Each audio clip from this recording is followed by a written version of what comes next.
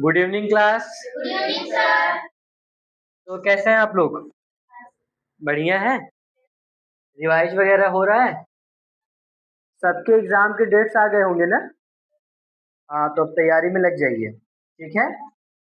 साथ ही साथ ग्रामर का भी रिवीजन करते रहिए, क्योंकि ग्रामर जो है वो आपको हर समय काम में आता है।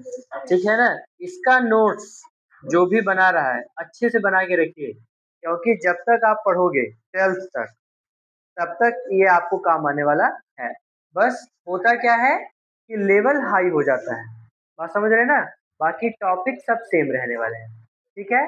तो आज की क्लास में क्या करने वाला हूँ, जिस प्रकार से मैंने टेंस के एक्टिव पैसिव का लास्ट क्लास लिया था, उसमें मैंने पूरा एक ही जगह पूरा रूल लिख दिया था।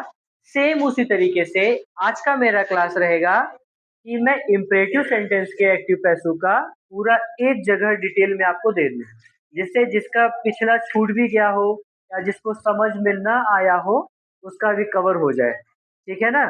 तो आज हमने जो जो सीखा है पिछले 2-3 क्लासों में, उसको समराइज करेंगे। After that we will take the homework. ठीक है। तो चलिए आज हम सीखते हैं passive voice of imperative sentence in short. जल्दी से जल्दी कैसे?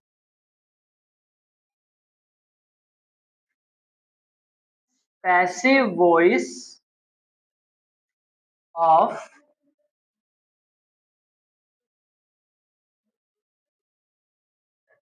Imperative sentence. ठीक। Passive voice of imperative sentence. तो अब सबसे पहले हम देखेंगे कि इम्परेटिव सेंटेंस दिखता कैसे है। तो मैं जितने टाइप का आपको सिखाया था, हर एक टाइप का सेंटेंस लिख रहा हूँ। ठीक है। पहले मैंने सिखाया अफर्मेटिव, यानी कि नॉर्मल जो होता है, ओपन द डोर, जिसको हम कहते हैं कमांड। Open the door. जो जो भाव इम्परेटिव सेंटेंस में आता है, जैसे इसमें आया command, please give me a pen, this is request.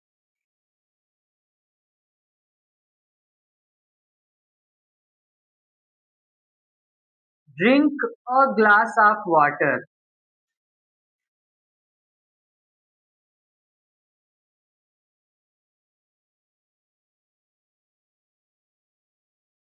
ये हो गया आपको advice. Number 4, do not talk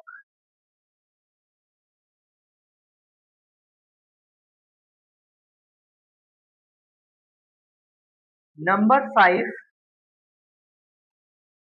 late me go home, this is negative. And this is let वाले दो होते हैं ना, एक होता है लेट अस, एक होता है लेट अस प्ले, है ना? अच्छा, जब हम पैसिव वॉइस सीखते हैं तो एक चीज तो इतना सीख ही गए हैं कि बिना ऑब्जेक्ट का पैसिव वॉइस नहीं होगा। ठीक है। नॉर्मल सेंटेंस जो हम टेंस का सीख चुके हैं, उसमें ऑब्जेक्ट न होने पर हम कह देते थे इसका पैसिव वॉइस नहीं बनेगा, लेकिन इम्परेटिव सेंटेंस में न होने पर हम उसको किसी न किसी तरीके से बना लेते हैं। ठीक है। तो आपको मैंने 6 टाइप के सेंटेंस सिखाए हैं। तो सिंपल सी बात है, इन 6 टाइप के सेंटेंस के बनाने का रूल भी अलग अलग होगा। ठीक है। एक कॉमन रूल है, ठीक है, जो सब में लगेगा, और एक ऐसा रूल है जो जरूरत पड़ने पर या ऑब्जेक्ट न होने पर भी काम करता है। ठीक है। तो आपने सेंटेंसेस लिख लिए हैं। अब मैं इन्हीं सेंटेंस का, हर एक सेंटेंस का रूल लिख रहा हूँ, फिर आप देखिए कैसे करते हैं इसको। हटा दे इसको, ऊपर के दो तो हटा सकते हैं।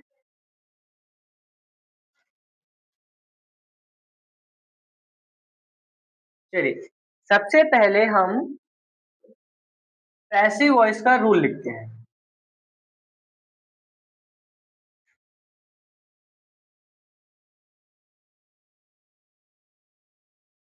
इमोशन आपका है कमांड। इमोशन क्या है? कमांड। तो कैसे बनाएंगे? हम ज्यादातर इम्पेरेटिव सेंटेंस का पैसिव बनाते हैं लेट से स्टार्टेड।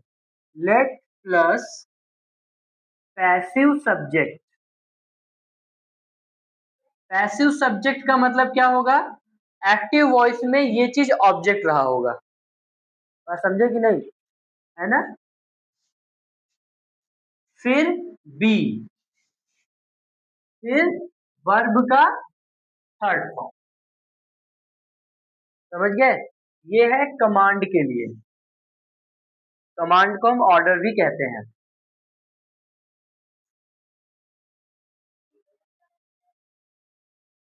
और ये किसके किसके लिए चलेगा? ये कमांड के लिए भी चलेगा, एडवाइस के लिए भी चलेगा, है ना?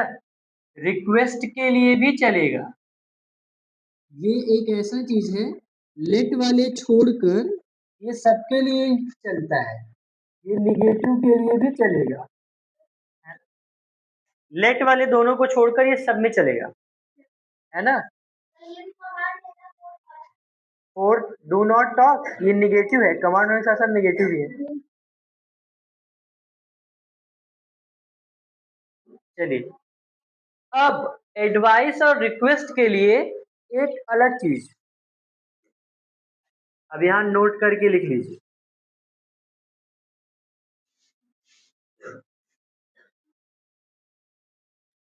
फॉर एडवाइस क्या सिखाए थे? एडवाइस के लिए मैंने क्या सिखाया था? You are advised to.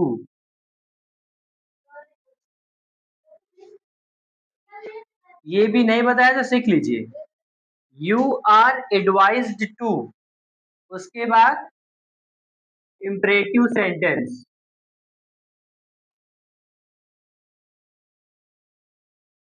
Imperative sentence. अगर रिक्वेस्ट है, फॉर रिक्वेस्ट, ये इस तरीके से भी बनाए जाते हैं। रिक्वेस्ट के लिए क्या करोगे? You are requested to. जैसे आपको लेट समझ में नहीं आ रहा है कि लेट कैसे लगाएं कैसे न लगाएं, लेकिन आप ये समझ ले रहे हो कि ये एडवाइस है, ये रिक्वेस्ट है, ये कमांड है, तो आप ऐसे भी बना सकते हो, यू आर रिक्वेस्टेड टू। उसके बाद आपको कुछ नहीं करना होता है, डायरेक्ट वो इम्पेरेटिव सेंटेंस लिख देना होता है।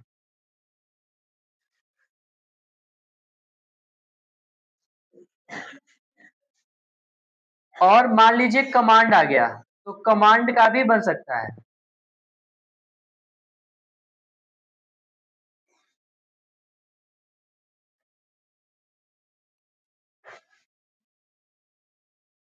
You are ordered to.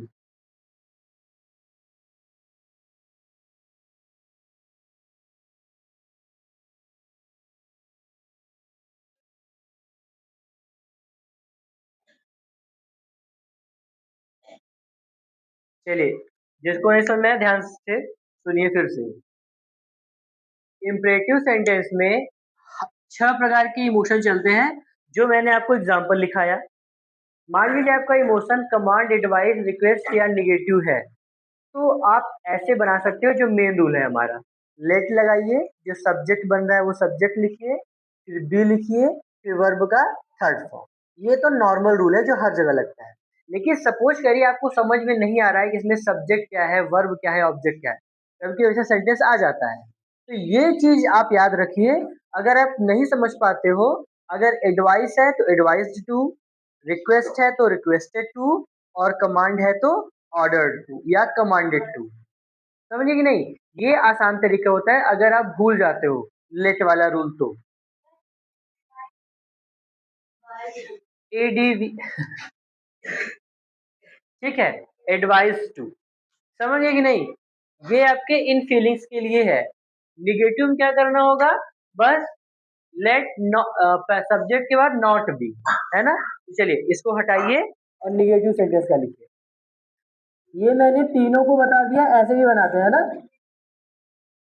अच्छे से समझिए, कोई कंफ्यूजन दिमाग में मत रखिए।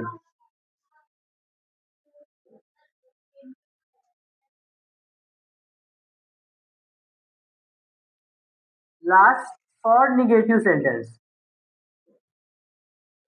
है ना। रिक्वेस्ट हो गया, कमांड हो गया, एडवाइस हो गया था। अब निगेटिव के लिए, निगेटिव के लिए क्या करना है? लेट सब्जेक्ट, सब्जेक्ट कौन सा है? जो उसका ऑब्जेक्ट रहेगा। सब्जेक्ट नॉट बी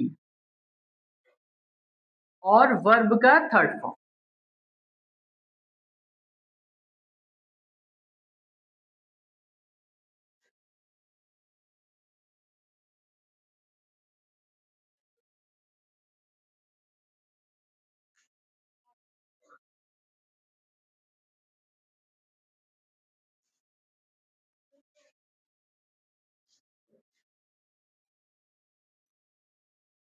कितना हो गया?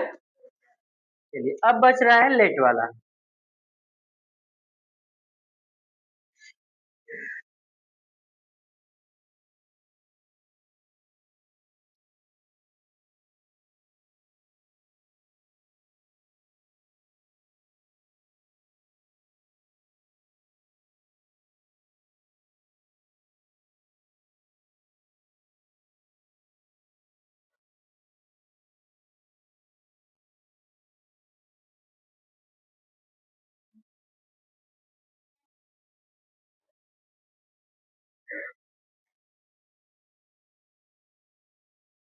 किसको किसको याद है इसका पैसिव वॉइस का फार्मूला लेट वाला? सबसे पहले लेट, उसके बाद इनडायरेक्ट ऑब्जेक्ट लिखे हैं कि नहीं?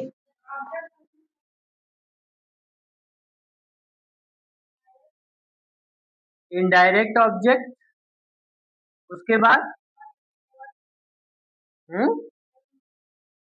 वर्ब का फर्स्ट फॉर्म। जैसे सेंटेंस देखिए, हाँ, लेट मी गो होम, यही है ना। तो क्या होगा इसका? Home let home should be gone by. आप लोग कैसे रूल लिखते हो?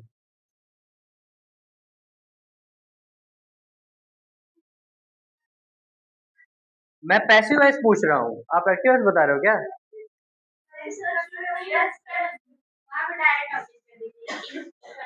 वही ना, direct object plus B, verb का third form plus by plus indirect object. आप लोग उसको वो समझ लिए क्या, एक्टिव वॉइस?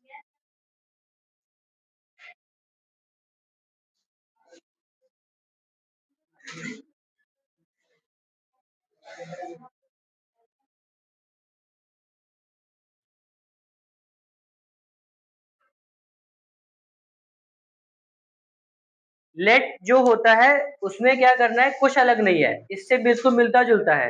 लेट हुआ, आपका सब्जेक्ट हुआ, बी हुआ, वर्ब का थर्ड फॉर्म हुआ। बस अंतर क्या है इसमें? बाई इनडायरेक्ट, यानी जो दूसरा ऑब्जेक्ट रहता है उसको बाई करके लिख देना है।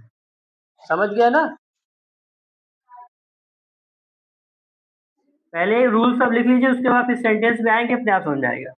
अब एक आखिरी रूल बच रहा है, लेट अस,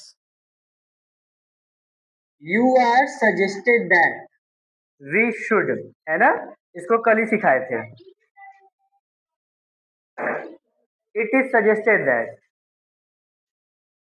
तो अगला हेडिंग डालिए, जब इंपरेटिव सेंटेंस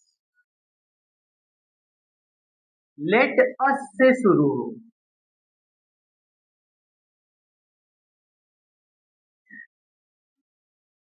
तो इसका पैसिव वॉइस क्या होगा? इट इज सजेस्टेड दैट,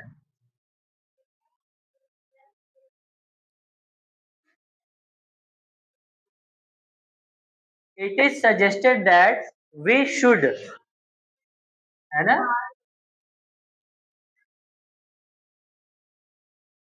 उसके बाद वर्ब, वर्ब बचता ही है, वी शुड वर्ब। यहाँ पे आपका वी ऑप्शनल है, कभी कभी ये वी की जगह कुछ और भी हो सकता है, लेकिन ज्यादातर लेट अस ही होता है, तो अस का क्या बन जाता है, वी।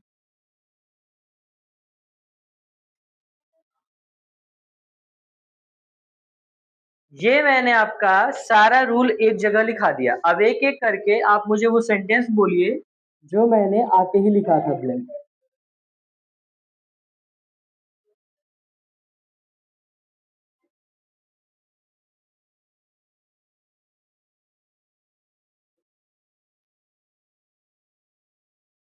घर पे जाके अब दोनों एक्टिव पैसिव, जो दोनों सेंटेंस आप सीखे हो, एक वर्ब का एक इम्परेटिव सेंटेंस, अब दोनों का अपने सामने रखो, कंफ्यूजन ना हो। ये टेंस में ऐसे से बदलते थे, इम्परेटिव सेंटेंस में ऐसे बदलते थे। देखिए हर चीज का क्लियरिफाई करते रहा करिए, सिर्फ कॉपी किताब में रख करके उसको बंद मत करा करिए, तो कंफ्यूजन हमेशा बना रहेगा, है ना। अपना जो आपका रूम हो पढ़ने वाला, उस पे जाके आप लगाइए।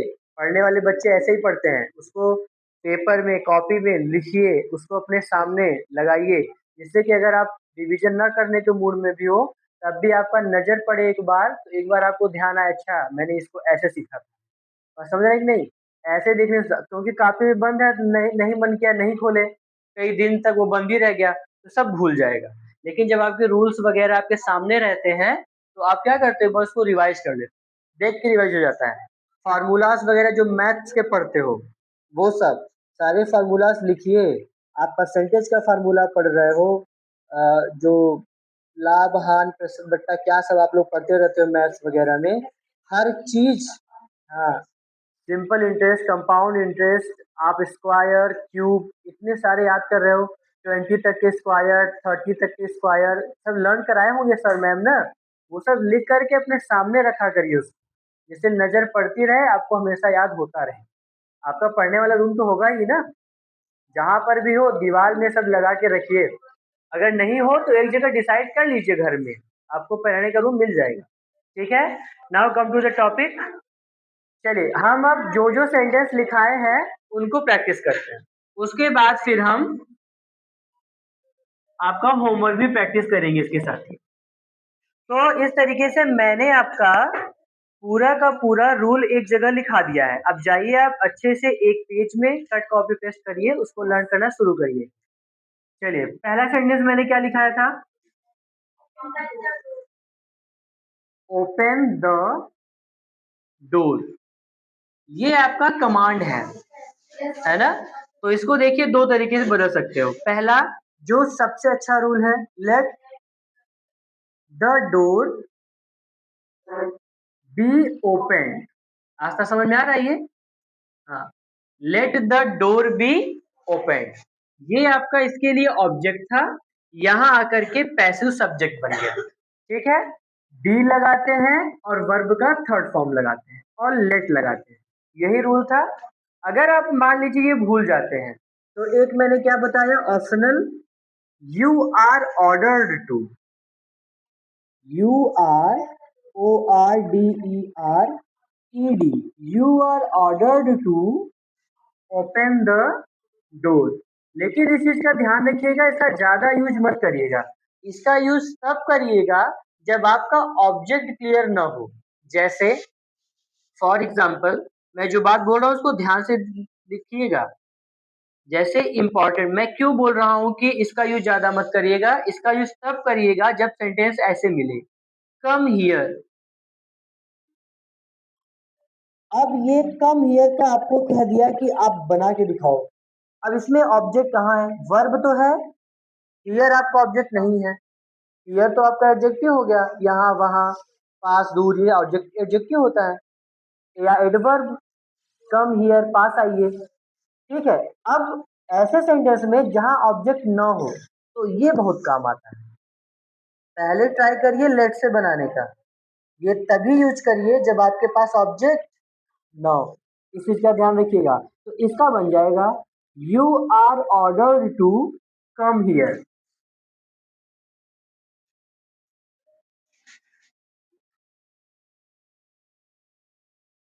ये आपके दिमाग में होना चाहिए कि हम ये तभी यूज करेंगे ऑर्डर वगैरह जब हमारे पास ऑब्जेक्ट ना हो, नहीं तो लेट वाला नियम ही सबसे अच्छा नियम माना जाता है।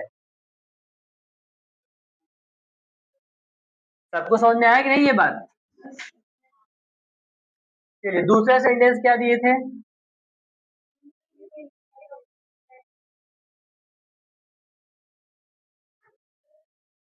Please give me a pen.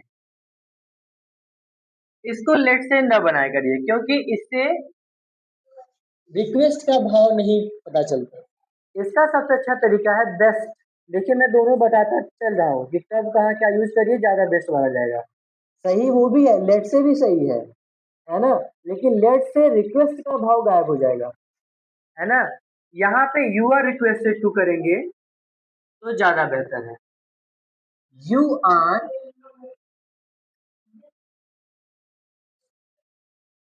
Are requested to, इसके बाद जो आपका इंपरेटिव सेंटेंस है हूबहू लिख लीजिए, गिव मी अ पेन। चलिए समझ में आ रहा है? Next, drink a glass of water, है ना। अब देखिए यहाँ पे एडवाइस दिया जा रहा है ना, तो कैसे बन सकता है ये?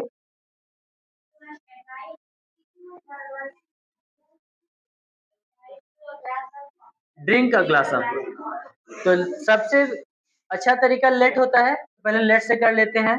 Late a glass of water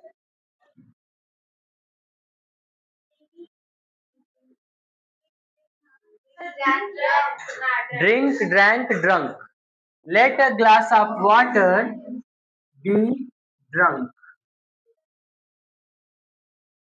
जो अच्छा तरीका है सबसे पहले वो करिए।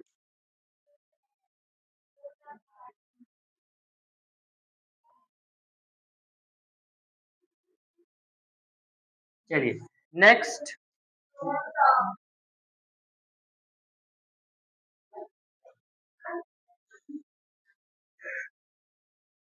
अब देखिए यहाँ पे मैंने आपको ऑब्जेक्ट नहीं दिया है। You are ordered not to talk, अगर मैंने ये दिया होता डोंट टॉक टू मी, मेरे से बात मत करो, तब लेट से कर सकते थे कि I am not be talk, not be इसमें होता है ना। तो सबसे पहले इससे बनाइए, you are ordered to, O R D E R E D, you are order to,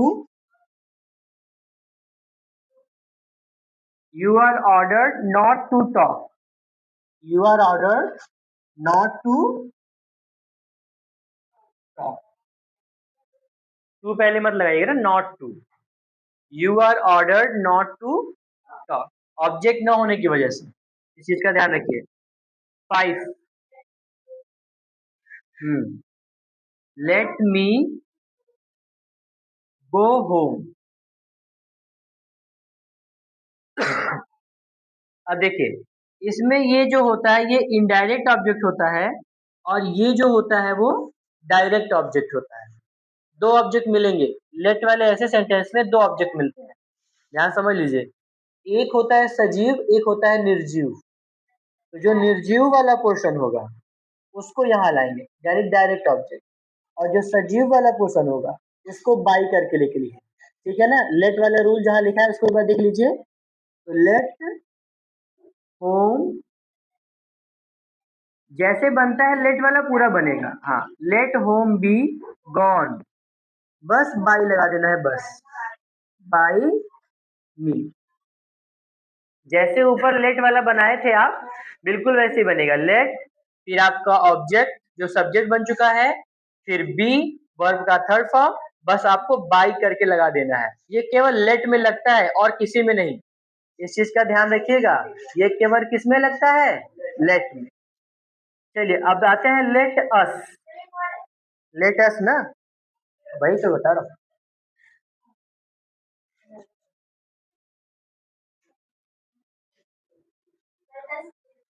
let us play.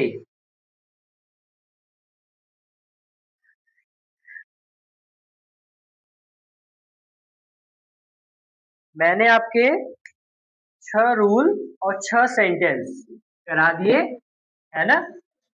अब आप घर जाइए, इसको अच्छे से समझिए। चलिए अब ये लेट अस वाला कैसे बनता है। वागीश और तुम लिख रहे हो कि नहीं, नोट कर रहे हो मैं क्या लिखा रहा हूँ। कॉपी देखो वो नोट कर रहा है कि नहीं। क्यों नहीं नोट कर रहे हो। अच्छा ये कॉपी किस दिन काम आएगी, कॉपी नहीं लाए हो। तो अगर पीछे लिख लेते तो कोई दिक्कत था। इतना जान लो, एक चीज मैं बता रहा हूं,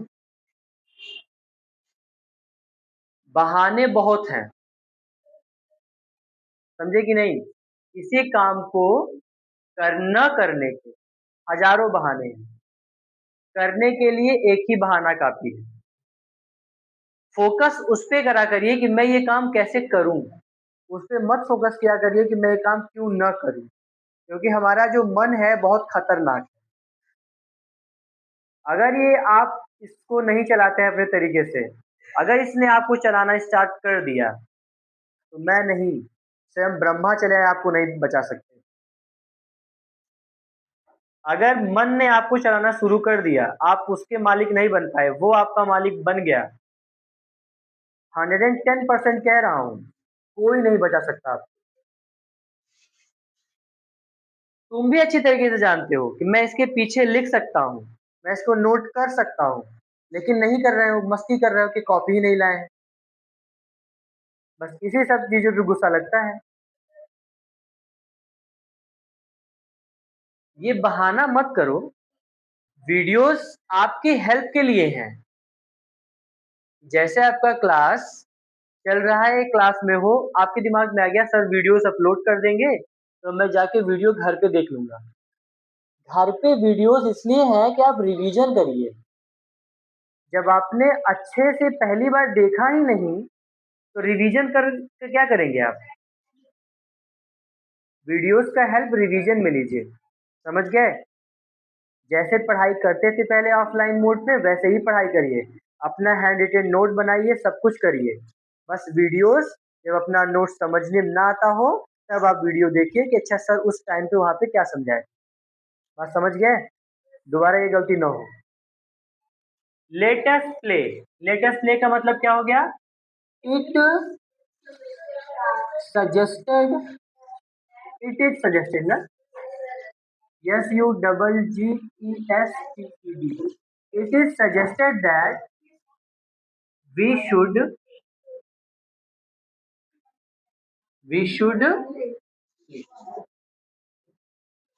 तो मैंने आपका ये क्लास अच्छी तरीके से रिवाइज कर दिया है। जिनका क्लास छूट गया था वो इस वीडियो को अच्छे से देख लीजिएगा।